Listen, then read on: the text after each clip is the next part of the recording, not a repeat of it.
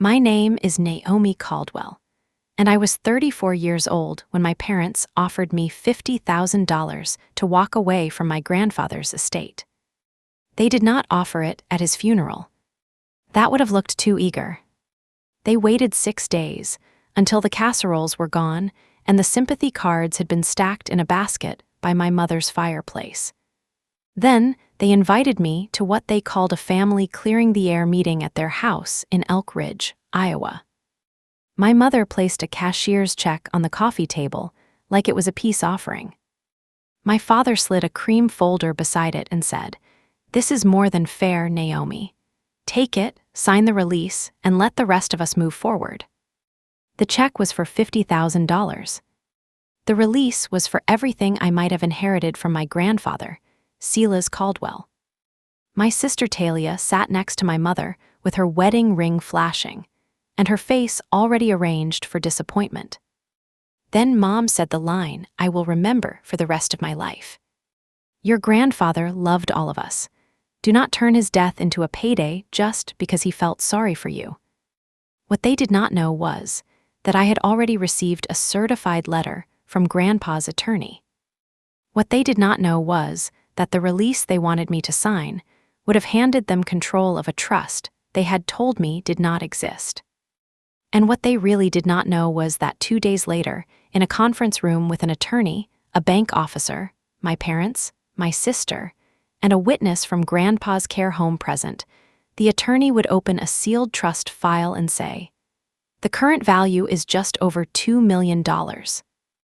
Before I tell you what happened next, welcome back to Hush and Tell Stories. If you have ever been offered a small check to give up something much larger, or treated like greed for asking what was already yours, this story is for you. Tell me in the comments who tried to make you feel guilty for reading the fine print, and subscribe if quiet proof is the kind of ending you understand. I grew up in Elk Ridge, Iowa, a town with 2 stoplights, a water tower painted with wheat stalks, and enough family history packed into the grocery store aisles that a person could not buy milk without meeting 3 versions of herself. My father, Patrick Caldwell, owned Caldwell Equipment Rental. He rented skid steers, trailers, trenchers, pressure washers, and the kind of machines men pretended they understood better than they did. He was charming with customers and heavy with silence at home. Dad did not shout often. He did not need to. He could make a room feel guilty just by sitting in it with both hands folded and letting everyone imagine the speech he was too tired to give. My mother, Luann, was the softer weapon. She had a church voice, a phone voice, and a family voice. The church voice said things like, "Bless your heart, we are praying." The phone voice sounded busy and gracious. The family voice was low, controlled, and always sure it was the only adult in the room. My younger sister, Talia, was 3 years behind me and always somehow first in the story.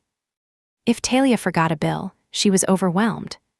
If I asked about the bill, I was cold. If Talia needed money, it was temporary. If I needed repayment, I was keeping score. If Talia cried, Mom moved toward her with tissues. If I cried, Mom looked toward the hallway and said, "Please do not start when your father is tired." That was the emotional layout of our house. Talia in the center, Mom guarding the center, Dad paying for the center, me walking the edges, carrying whatever had to be carried. I became useful early. At 10, I learned to enter rental contracts into Dad's office computer because his receptionist quit during planting season. At 12, I could match invoices to deposits. At 13, I could tell when a customer was about to claim a trailer came back scratched when it left that way. Dad used to say I had a paper mind. He meant it as praise when I was helping him and as an insult when I used it against a family story. My mother preferred Talia's kind of talent. Talia could walk into a room and make people want to help her. She had honey brown hair, a dimple, and the kind of helplessness that looked feminine instead of irresponsible. When she was little, teachers called her creative. When she was older, landlords called Dad. I was not creative in the way my mother admired. I was careful. Careful girls are useful until they become inconvenient. I went to school at the University of Northern Iowa on scholarships, worked 2 campus jobs, and came home on weekends to help Dad with quarterly tax filings. I studied student finance and later became a financial aid administrator at Prairie Hollow Community College. My job was to help students understand grants, loans, scholarship rules, dependency forms, appeal letters, and the difference between money that was given and money that had to be paid back. I loved that work. Not because forms are beautiful. Because forms can protect people who are too tired, young, scared, or ashamed to ask the right questions. My family hated that I knew how to find the line. Mom said college had made me suspicious. Dad said I treated everyone like a case file.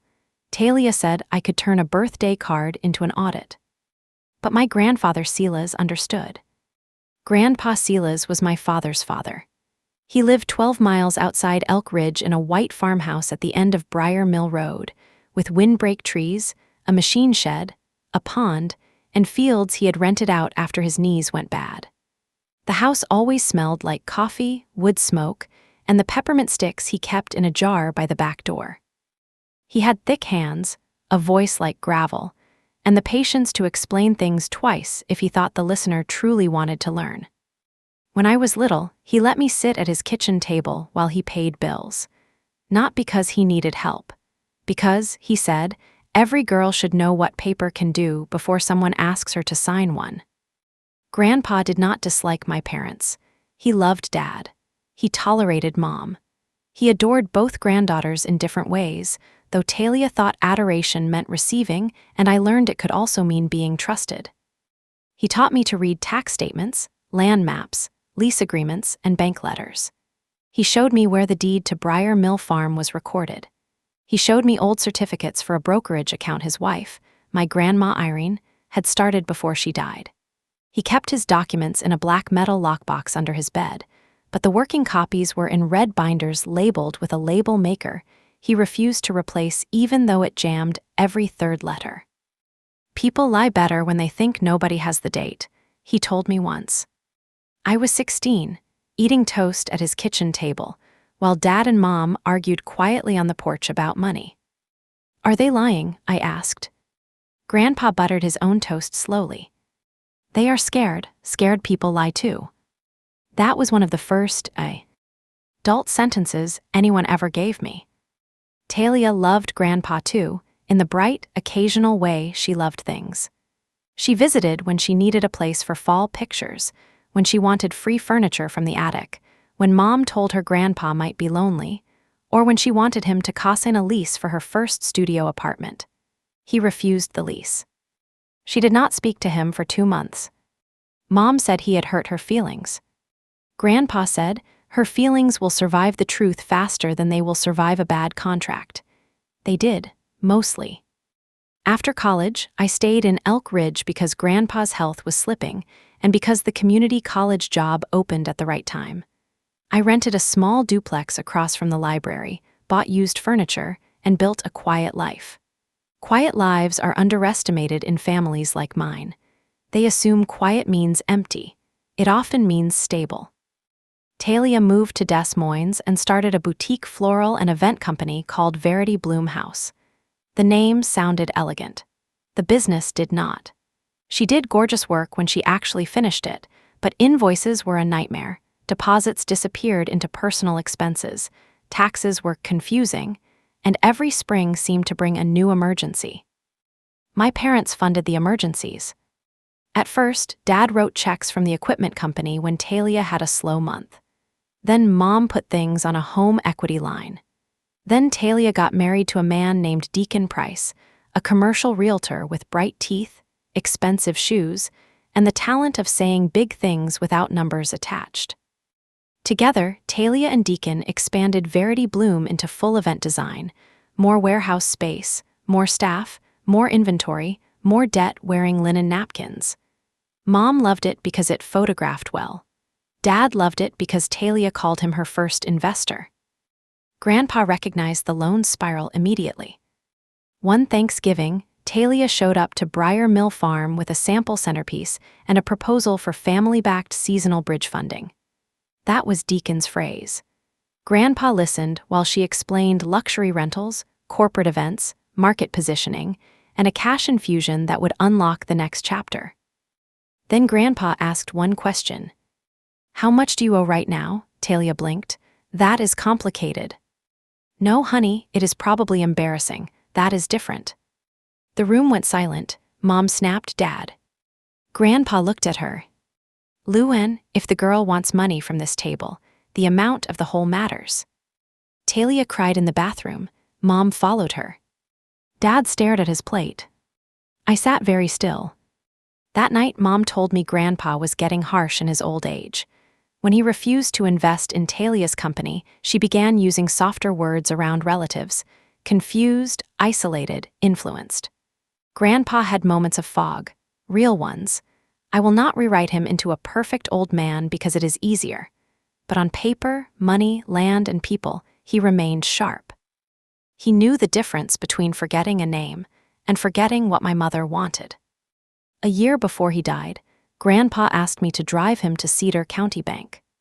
He wore his good plaid shirt and carried a leather folder under one arm. At the bank, we met with a trust officer named Priya Nair and his attorney, Miriam Dodd. Miriam was a compact woman in her late 60s with silver hair, square glasses, and a voice that made nonsense feel underdressed. I had never met her before. Grandpa introduced me by saying, "This is Naomi. She reads." Miriam smiled like she understood exactly what that meant. I waited in the lobby for most of the meeting. When Grandpa came out, he looked tired but peaceful. On the drive home, he said, "If anybody offers you money to be reasonable after I am gone, call Miriam before you call your mother." I glanced at him. That is specific.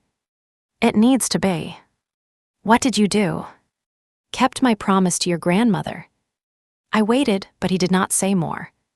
At the farmhouse, he gave me a small envelope. Inside was a business card for Miriam Dodd and a note in Grandpa's handwriting. "When the room gets loud, call the quietest woman with a file." I taped the card inside my own document folder and tried not to think about why I might need it. The last 6 months of Grandpa's life were hard. He developed heart failure and kidney problems. He refused to move in with my parents, which my mother took personally, and Grandpa took as proof he had made the right choice. Instead, he hired part-time help, and I filled the gaps. A home health aide named Janessa came mornings. I came after work. Dad stopped by sometimes to repair things or bring feed store gossip. Mom came if church women were coming. Talia came when she needed to look like a granddaughter. Grandpa knew. One afternoon, after Talia left with 3 old quilts and a promise to feature his legacy in a photo shoot, he looked at me and said, "Your sister confuses wanting things with loving them."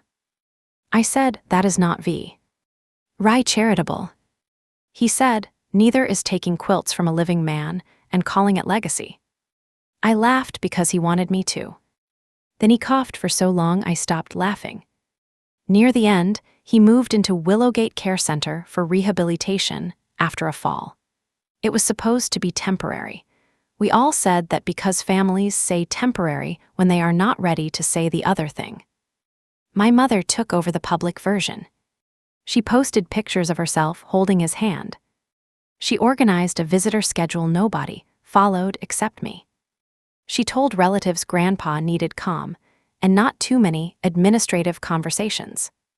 Administrative conversations meant me asking whether his lease checks were being deposited correctly.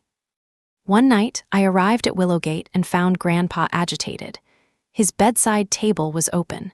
Papers were scattered. Mom had been there an hour earlier with Talia and Deacon. "What happened?" I asked. Grandpa gripped my wrist. "They were asking about Briar Mill." "Who?" "Your mother, Talia, that husband with the smile. What about it?" Wanted to know whether the trust could be amended. Wanted to know if I would rather see my family benefit while I was alive. His eyes were clear and furious. "What did you say?" I said vultures usually wait for the animal to stop breathing. That sounded like him. I called Miriam from the hallway. She answered after 2 rings. "I wondered when you would call," she said. That was when I began keeping a care log. Dates, visitors, conversations, documents Grandpa mentioned. I did not know yet what would be useful. I only knew that in families like mine, facts left unattended tend to disappear. Grandpa died on a Tuesday morning in January, while snow moved sideways past the care center windows. I was there. Dad was there. Mom arrived 20 minutes late with Talia and Deacon. When I think of that morning, I remember three things: the nurse turning off the oxygen machine, Dad's hand on Grandpa's blanket, Mom asking me whether I had called the funeral home before she asked whether I needed to sit down. Grief came later. Tasks came first. That is how useful daughters survive funerals. We hold the clipboard until everyone else has had space to collapse. The funeral was at First Methodist, with a lunch afterward in the basement. Dad gave a short eulogy and cried halfway through a story about Grandpa teaching him to drive a tractor. Talia sang a hymn badly but sweetly, and people cried because a pretty grieving woman gives a room permission. Mom thanked everyone for honoring our family's anchor and placed one hand on Dad's back for the photograph. I stood near the coffee urn refilling cups. Miriam Dodd attended the visitation. She shook my hand, looked me in the eyes, and said, "I will be in touch after the statutory notices go out." Mom appeared beside me immediately. "How do you know Miriam?" Grandpa introduced us, when, last year, her face shifted. Only for a second, then she smiled. Of course he did. He had so many little appointments near the end. Little appointments. That was how my mother made legal documents sound like old man hobbies. 6 days after the funeral, Mom invited me to the family clearing the air meeting. Her text said, "Saturday, 2 in the afternoon, our house, just us. We need unity before lawyers make things harder." Lawyers do not make things harder. They make vague things specific. That is why families fear them. I almost did not go. But I had received Miriam's certified letter that morning. It said the formal trust and estate review would take place Monday at 10 in the morning, and that I was specifically requested to attend. It also said no beneficiary, heir, or interested party should sign any private family settlement or release before the meeting. No beneficiary, heir, or interested party. That phrase told me enough to bring the letter. I did not tell Mom. My parents' house smelled like lemon furniture polish and coffee when I arrived. That was Mom's conflict smell. She cleaned before hard conversations so the room could testify in her favor. Dad sat in his recliner, not reclining. Mom sat on the couch. Talia sat beside her, wearing cream knit and sadness. Deacon stood near the fireplace, checking his watch. He was not just us, but in my family, husbands counted when useful and disappeared when accountable. A cream folder sat on the coffee table. Beside it was a cashier's check, $50,000. I did not sit at first. Mom patted the chair across from her. "Naomi, sit down," I sat. Not because she told me to. Because I wanted the angle. Dad cleared his throat. "Your mother and I have talked with Talia and Deacon. We believe the best thing for the family is to settle expectations before Monday." "What expectations?" Mom leaned forward. "Your grandfather was not always clear in his final months." "About what?" Talia's eyes filled immediately. "Naomi, please do not make tea." "His ugly." There it was, pre-blame. Deacon picked up the folder and opened it. "The estate is more complicated than it needs to be. This document is a family release. It simply says you accept $50,000 as a gesture of appreciation for helping Grandpa and waive any further claim or challenge." "Challenge to what?" Mom's lips tightened. "To the family property." "Which property?" Dad said Briar Mill. I looked at him. "Grandpa's farm." "Our family farm," Mom corrected. "It was Grandpa's." "It is part of your father's legacy." "Then why do I need to sign anything?"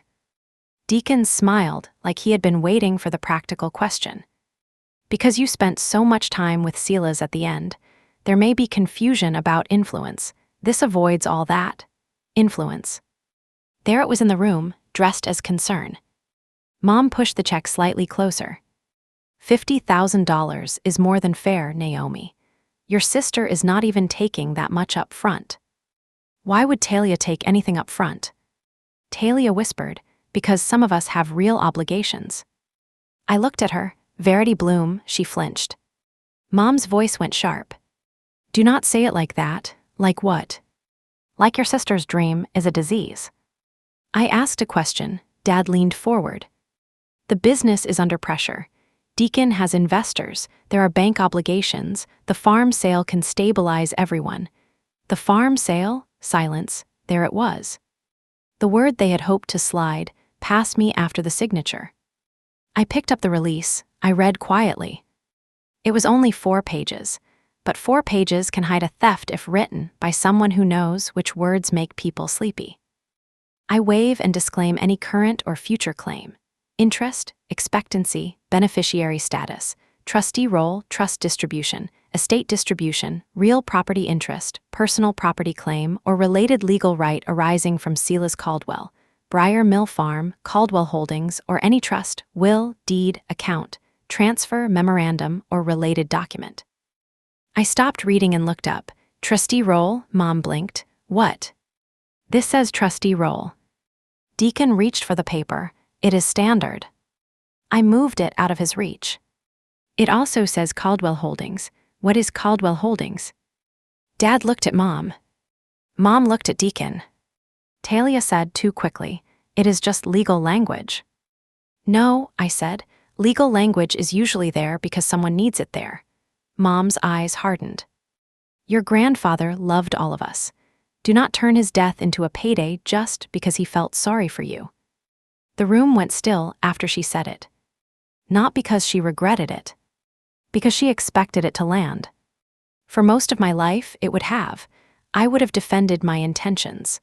I would have said I was not greedy, not difficult, not using Grandpa's illness, not trying to hurt Talia. I would have turned myself into a witness begging the room to believe me. Instead, I folded the release and placed it back on the folder. No. Talia stared at me. You're refusing $50,000. I am refusing to sign a release before the attorney's meeting. Dad's face darkened.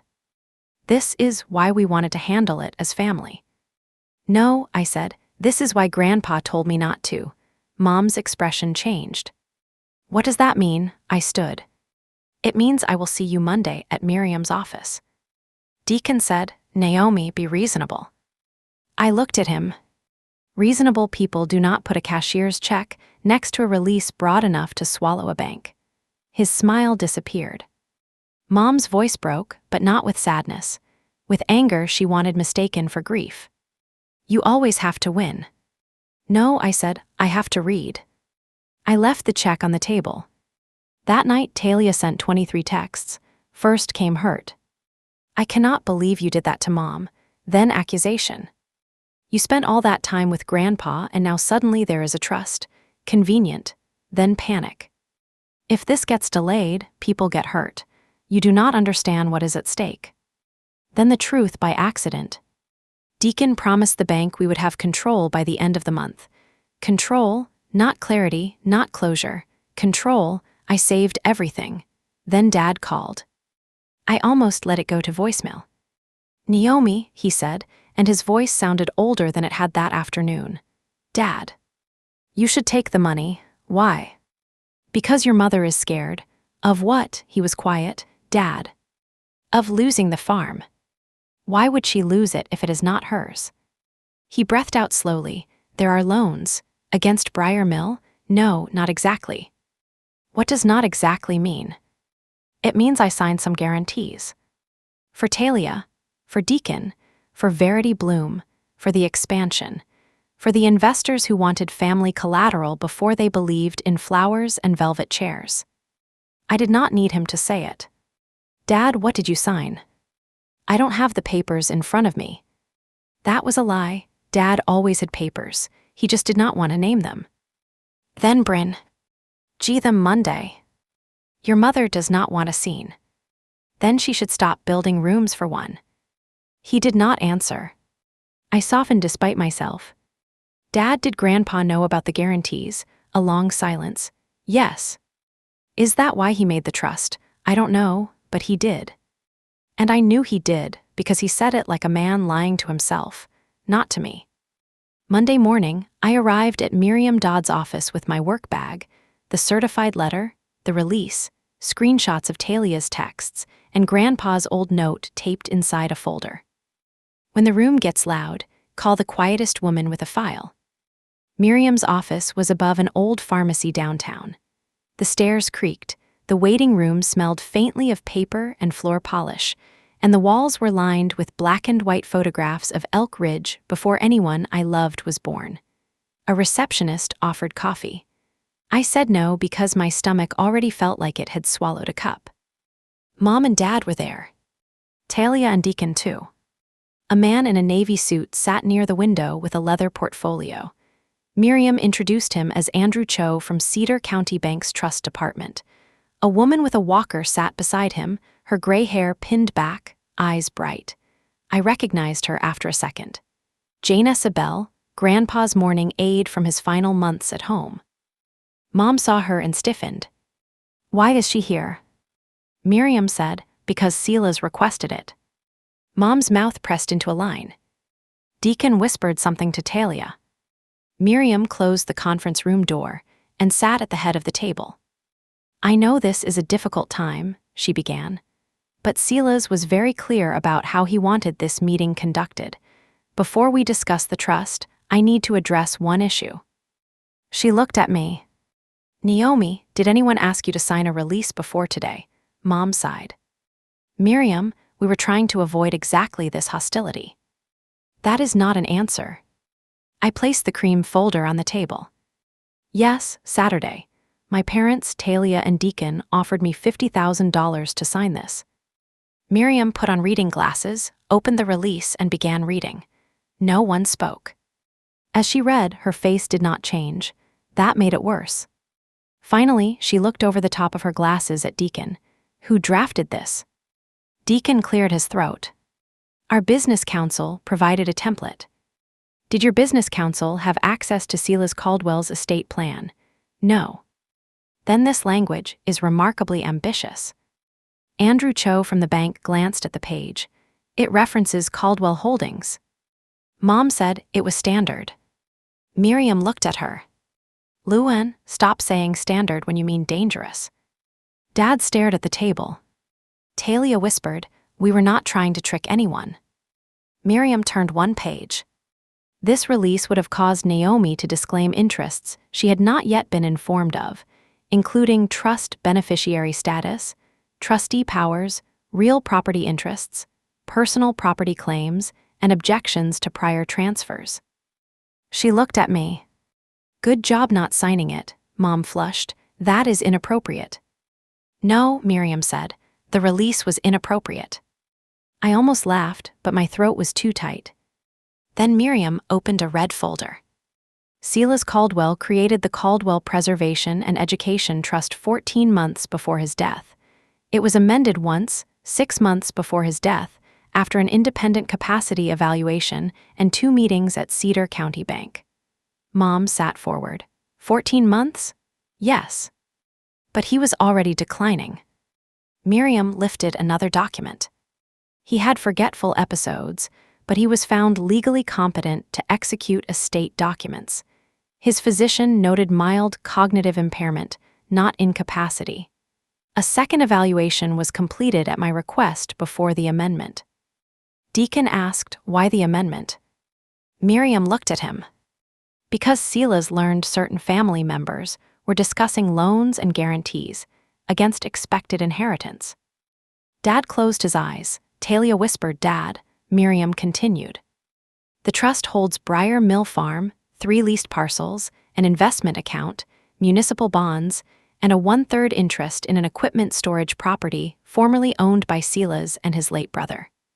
Current estimated value is $2,037,000, subject to market adjustment and final appraisal." The room went utterly still. $2,037,000. My mother's face drained of color. Talia's mouth opened. Dad looked at me for 1 second, then away. My body felt both heavy and unreal, as if the chair had dropped beneath me, but I had not fallen yet. $50,000.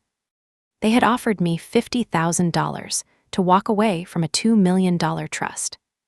Miriam continued, measured and calm. The trust names Naomi Caldwell as primary beneficiary and successor trustee. Mom stood halfway. No, Miriam looked up. Luwen. No, that cannot be what he wanted. Janessa, the aide, spoke for the first time. It is. Every head turned toward her. Her voice was soft but steady. He said he was tired of watching Naomi carry the bucket, while everyone else argued about the well. My eyes filled so fast I had to look down. Mom snapped, "You were an employee." Janessa nodded. Yes, that is why I wrote down what he asked me to witness and did not take sides. Miriam opened another section. Silas left a letter to be read today. She took out 3 pages in Grandpa's handwriting. The letters were shakier than they used to be, but unmistakably his. Miriam read. To my family, and especially to Naomi, who I hope has already refused the first bad offer. I covered my mouth. Dad made a sound under his breath. Miriam continued. If this letter is being read, I have gone where your grandmother has been impatiently waiting. I know there will be arguments. I know there will be tears. I know somebody will say I was confused. Let me be clear. I was old. I was tired. I was sometimes forgetful. I was not confused about money. Mom sat down slowly. Patrick, I love you. You are my son. But you have spent too many years letting shame sign papers before wisdom gets to read them. Dad's face crumpled. Luwen, I know you think keeping the family image together is the same as keeping the family together. It is not. Mom's eyes turned wet, but she said nothing. Talia, I love your beauty and your spark. I do not love the way everyone has mistaken your panic for an invoice. Talia began crying quietly. Deacon, you smile like a man who believes confidence is collateral. It is not. Even Andrew Cho looked down at that. Miriam read on. Naomi, you did not ask for my trust. That is partly why I gave it. You showed up when there were no cameras. You read the paper before signing. You brought groceries without posting them. You asked what bills were due. You listened when I was angry. You did not make my age into a doorway for your own advantage. My tears fell onto my hands. The room blurred. Miriam's voice softened but did not break. This trust is not a prize. It is protection. Briar Mill Farm is not to be sold for 5 years unless Naomi decides the sale is necessary for maintenance, medical care, or tax reasons. No trust asset may be used to pay personal debts, business obligations, loan guarantees, lifestyle expenses, or emergencies created by any other family member. If anyone pressures Naomi to disclaim or assign her interest before this meeting, Miriam is to treat that as evidence that I was right. Miriam placed the letter on the table. Silence. Then Mom said, he poisoned her against us. Miriam removed her glasses. No, Luwen, he protected her from you. The sentence landed like a gavel. Mom's hand flew to her chest. Talia sobbed. Dad whispered, Dad. I sat still, because if I moved, I thought I might collapse. Miriam turned to Andrew Cho. The bank is prepared to accept Naomi's trusteeship after final administration steps. Andrew nodded. Yes, we have reviewed the documents. The trust is valid on our end. Deacon leaned forward, his polished mask finally cracking. What about legitimate family obligations already in progress? Miriam looked at him. Define legitimate. He glanced at Talia. We entered certain agreements with the understanding that family assets would be consolidated. Whose understanding? Everyone's. No, I said. It was the first word I had spoken since the value was read. Everyone looked at me. No, I repeated, not everyone's. Deacon's jaw tightened. Naomi, you have no idea what kind of damage this causes. I turned to him. To whom? To your sister, to your father, to us. You mean to the people who tried to make me sign away a trust they had not told me existed. Talia cried harder. I did not know it was that much. That may have been true. It was not enough. But you knew it was something, I said. She looked down. You knew the release was broad. You knew there was a meeting Monday. You knew Deacon had promised the bank control by the end of the month. And you still watched Mom put that check in front of me. Talia whispered, I was scared. Grandpa wrote about that too. She flinched. Mom found her voice again. You are enjoying this. I looked at my mother. I could feel every year behind that accusation. Every time she had turned my refusal into cruelty. Every time she had treated my accuracy like aggression. Every time she had made Talia's emergency the center of my moral test. No, I said, I am trying not to fall apart. That stopped her. Only for a moment. Then she looked away. Miriam opened another folder. There is one more matter. Silas asked me to review account activity and visitor notes from his final year. Janessa provided a care log. Naomi provided her own records. Cedar County Bank provided statements. There were 3 attempted discussions about amending the trust to support Verity Bloom House. There were also 2 requests by Luan and Talia to obtain copies of trust documents from Silas while he was in care. Mom said we were trying to understand his wishes. Janessa's voice was quiet. He told you no. Mom turned on her. Stay out of this. Miriam said she is in it because Silas placed her in it. Janessa reached into her purse and took out a folded note. He wrote this after the last time you came with the young man. Deacon straightened. Miriam took the note, reviewed it, then handed it to me. Grandpa's handwriting filled half a page. Naomi. They came today with numbers and smiles. Luan said family should benefit while I am alive. Talia cried. Deacon talked about leverage. I said no. If they tell you later this was your idea, remember I said no while I still had enough breath to annoy them. SC. I laughed through tears. That was Grandpa. Enough breath to annoy them. The laughter cracked something in the room, not softened it, cracked it, because grief and absurdity had finally found the same chair.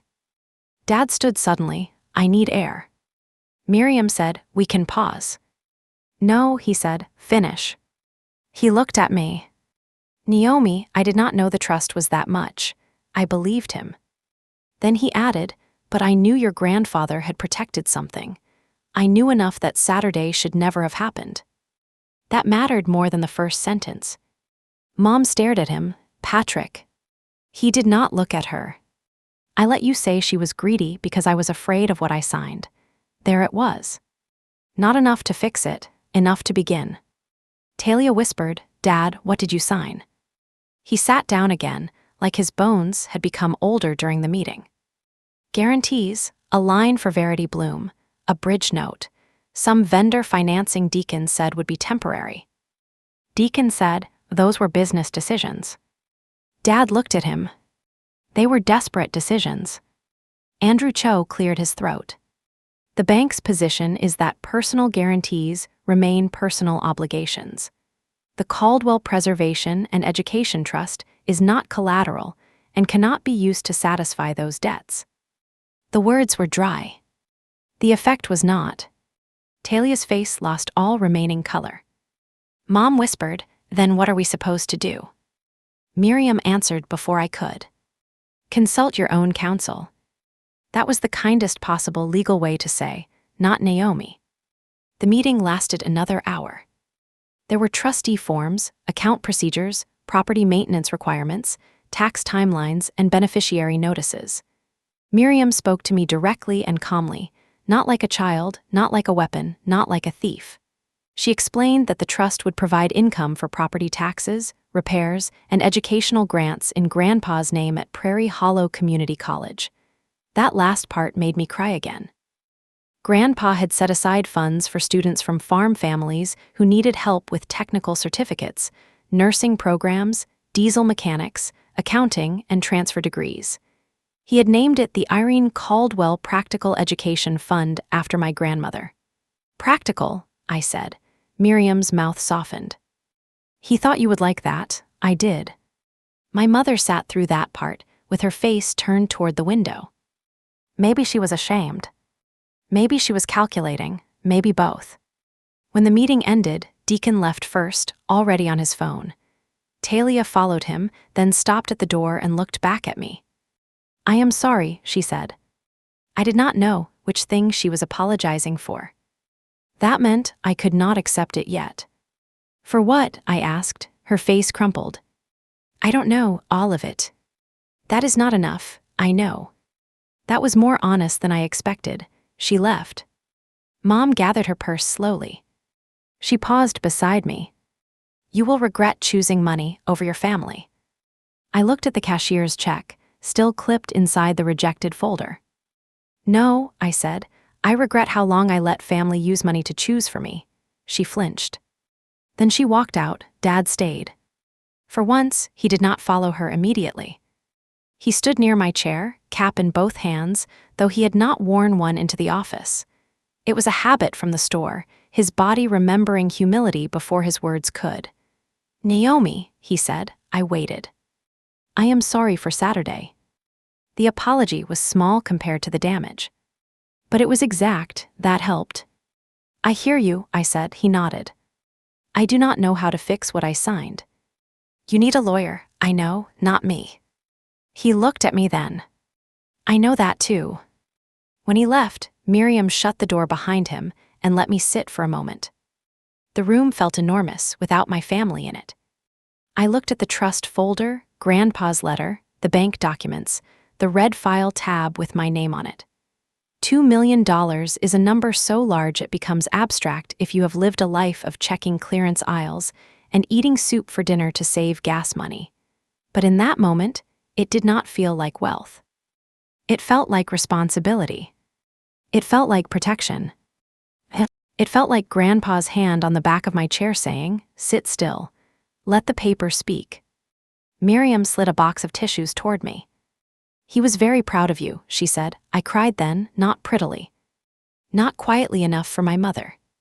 I cried like someone who had been holding a ledger of invisible years, and finally saw one line marked paid. The first week after the trust meeting was brutal. Mom tried the family version, but the lie moved with a limp. Janessa had heard Grandpa say no. Miriam had the documents. Andrew Cho knew the trust restrictions. Dad knew what he had signed. And Talia knew she had watched a $50,000 check placed in front of me without full truth. Talia called me 9 days after the meeting. I let it go to voicemail, then I listened. Naomi, Deacon is furious. He says you destroyed our financing. I know that is not, I know it is not that simple. I keep thinking about what Grandpa said. Panic is not an invoice. I hated him when Miriam read that. Now I think I hate that it is true. She took a shaky breath. I did not know the trust amount. I did know there was something bigger than 50,000. I told myself Mom knew best. I told myself you would say no if it was unfair, and then when you said no, I was angry at you for doing exactly that. I am sorry. I sat at my kitchen table for a long time after that. Then I texted her. I heard your apology. I am not ready for normal. Do not ask me for money. She replied, I won't. I did not fully believe her. But it was something. Dad's situation became public faster than Mom wanted. Banks do not care about family image. Deacon's bridge financing had relied on personal guarantees, expected access to family assets, and projections that looked optimistic in the way empty barns look spacious. When the trust could not be touched, the structure failed. Verity Bloomhouse closed its Des Moines warehouse within a month. Talia laid off 2 employees. Deacon blamed the market, the bank, me, Grandpa, and eventually Talia. Men like Deacon often treat a woman's family as collateral until the collateral refuses, then discover they never wanted to be married into drama. Dad had to negotiate with creditors. He sold 2 unused rental machines, a trailer, and a piece of storage land he had been holding for expansion. Caldwell equipment survived, smaller and bruised. Dad looked older every time I saw him, but also less inflated by pretending everything was fine. My mother did not apologize. She sent one text. I hope the money keeps you warm. I did not answer, then another. Your grandfather would hate this division. I did answer that one. Grandpa predicted it, no reply. The first time I went back to Briar Mill Farm after the meeting, I went alone. Snow had melted into gray ditches. The fields were brown and flat under a pale sky. The farmhouse looked smaller than my childhood and larger than my courage. I unlocked the back door with the key Grandpa had given me years ago and stood in the kitchen where he taught me that scared people lie too. The coffee jar was still on the counter. His chair was pushed in. The label maker sat beside a stack of seed catalogs, jammed mid-label. I picked it up and laughed until I cried. Then I spent 2 hours walking through rooms with Miriam's inventory list, not because I needed to value every object yet, but because I needed to see what had been protected. The red binders were in the office. Taxes, land, leases, trust, insurance, house, education fund. On the inside cover of the education fund binder, Grandpa had taped a photograph of Grandma Irene on the porch, holding a mug and laughing at something outside the frame.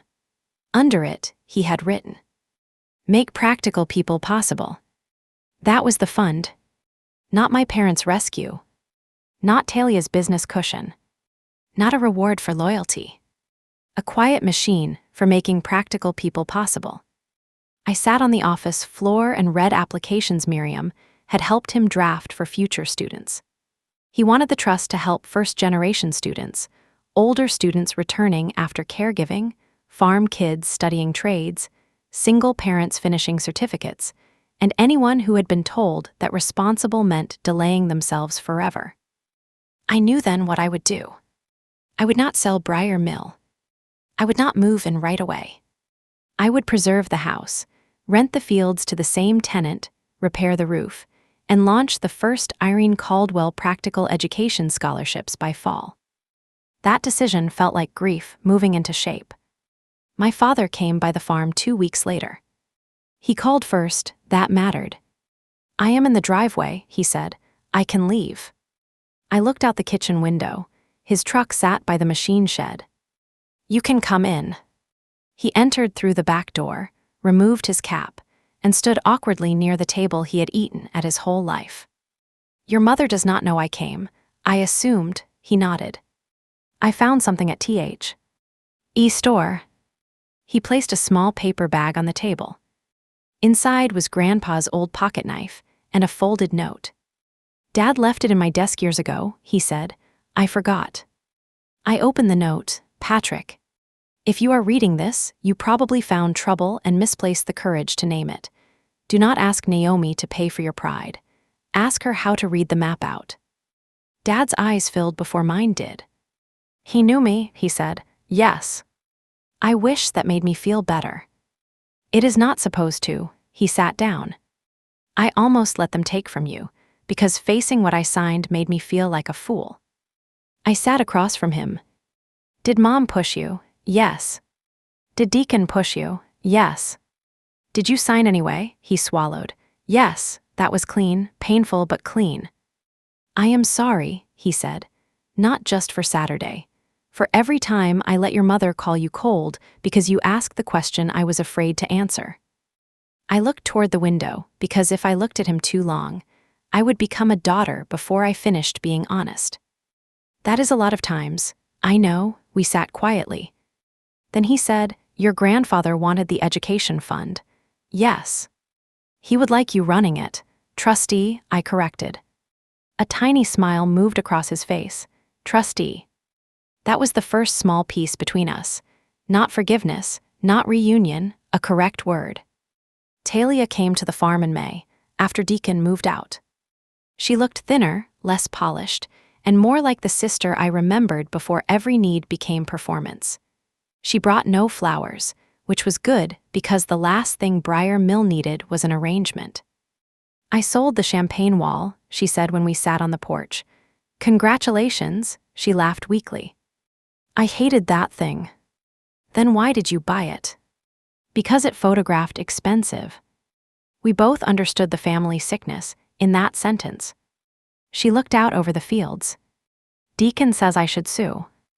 "Deacon should read the trust." "He says you manipulated Grandpa." "Do you think I did?" She took a long time answering, "No." That was more valuable than her first apology. "He saw us," she said. "Yes." I did not like what he saw, neither did Mom. Talia wiped her eyes. I don't want money from you. Good. I might need help figuring out what bankruptcy actually means. I can send you resources. Not do it for me. No, she nodded. I think that is fair. It was the first time my sister had called a boundary fair, without needing it decorated. We talked for 20 minutes, not warmly exactly, honestly, that was better. My mother held out until July. She came to Briar Mill without calling, wearing a light blue blouse and the face of a woman arriving to be wronged again. May I come in? She asked. No. That startled her more than anger would have. Naomi.